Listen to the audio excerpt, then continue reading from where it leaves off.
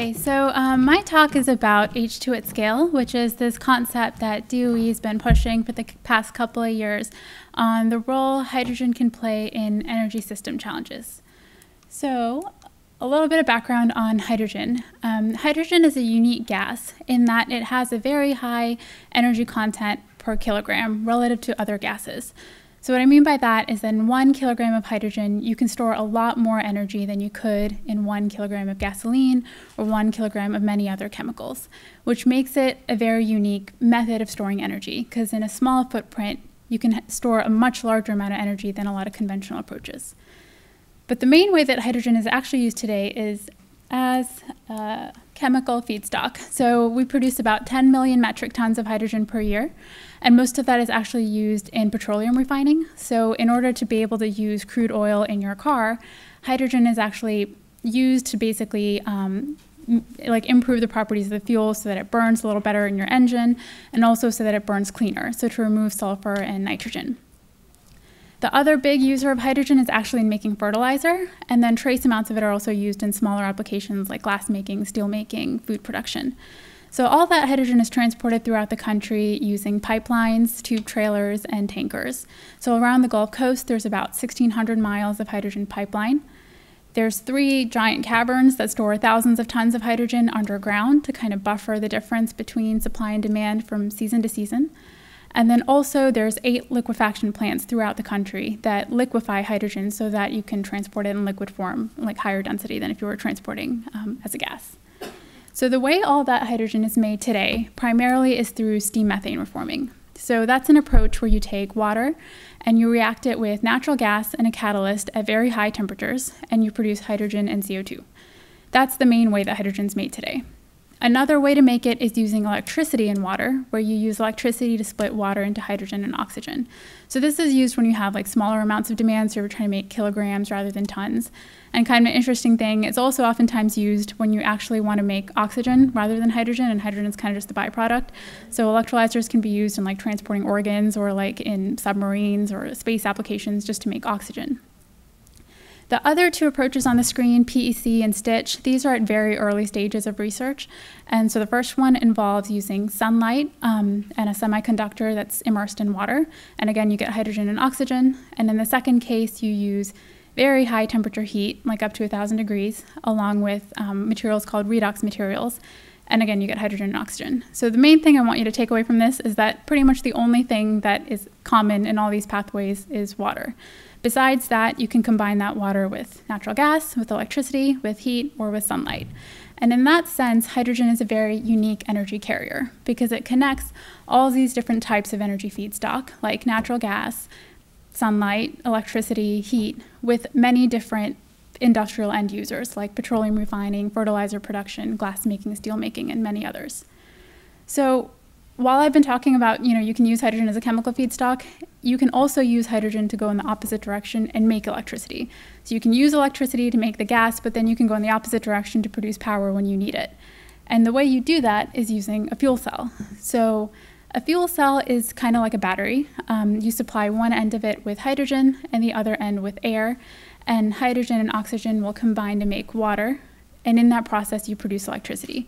And then you can harness that electricity to power whatever you want, like a mobile handset, a building, a car, whatever you want.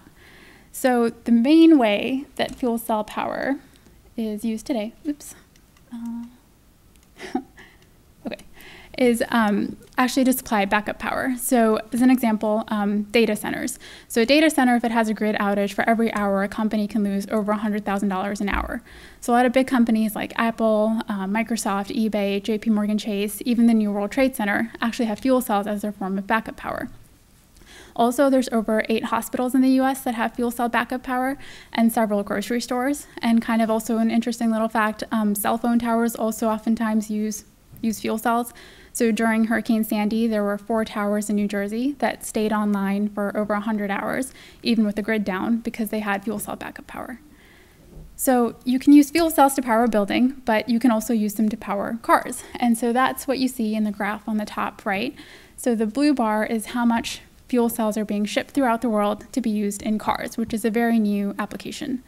So in 2015, for the first time in history, fuel cells became available in cars. So the first model was the second picture that you see on the screen, the Toyota Mirai.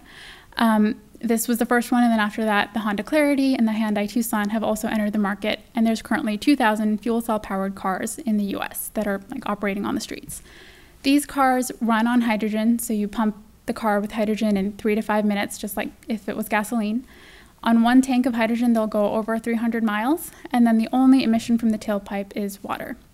So this is a very new up-and-coming, or a very new application, and historically this kind of has been the focus of our office has been fuel cell research, research on making hydrogen, research on transporting hydrogen, and then research on storing hydrogen on board cars.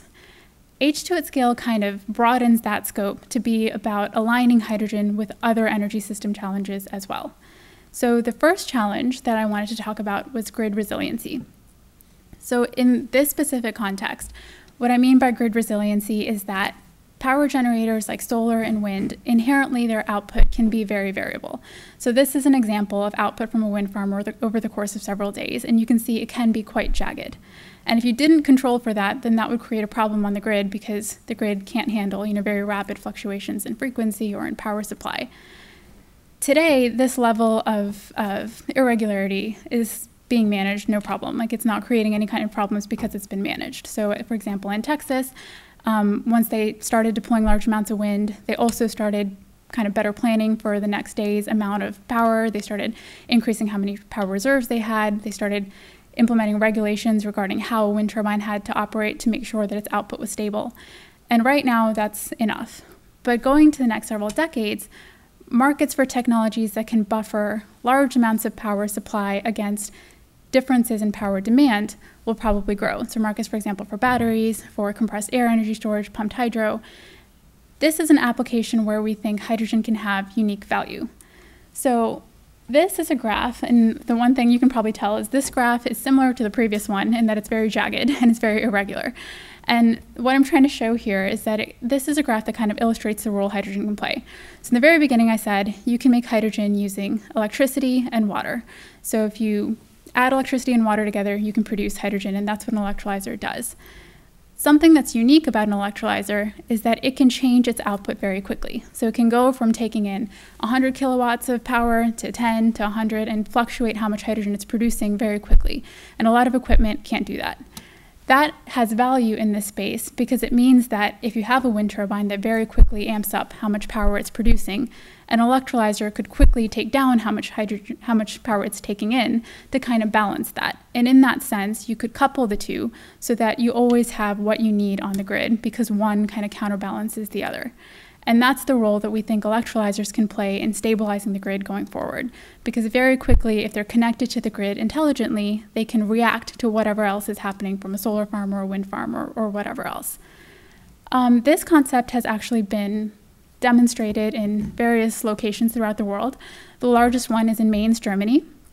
So this is a picture of the world's largest wind to hydrogen plant where a 6 megawatt electrolyzer was connected to a wind farm, and it produces hydrogen during times when there's excess power on the grid. That hydrogen is then sold to industries that use it, or it's just mixed into pipelines. So now related to that, another energy system challenge is energy curtailment. So, one reason why you want to make sure supply and demand are balanced is so that you don't damage the grid. But another reason is so that you don't waste low-cost power. So if you're producing a lot of low-cost wind in the middle of the day and there isn't any need for it, then that's kind of a waste because you would turn the generator off, and it's a shame because you have all this low-cost power that nobody's using. And so there's different technologies that can mitigate curtailment. So an example would be batteries. Another example would be pumped hydro. Another example would be hydrogen.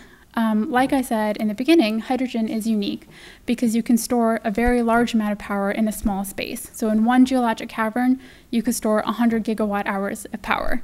So out looking in 2050, when you might be curtailing thousands of gigawatt hours of power per year, this level of energy storage could actually be of great value. And that's basically what this graph is illustrating. The green is hydrogen, the x-axis is time, and what it's showing is that hydrogen can store power over the course of minutes to hours, days, weeks, and even seasons, feasibly because of how much you can store in one specific footprint.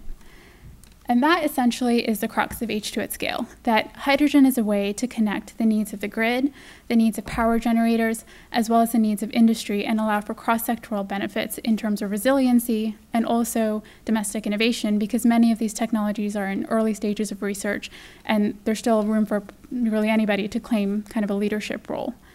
So we've been investigating these concepts over the course of the past couple of years through many events. We've held 2 workshops at NREL and in Texas. We also have Hydrogen and Fuel Cells Day coming up on October 8th. And so this week we have all kinds of activity going on. We're planning a session at the Fuel Cell Seminar next month. NREL, the National Renewable Energy Lab, held a CRADA call regarding the H2 at scale concept, and we're planning on having selections announced sometime in the fall.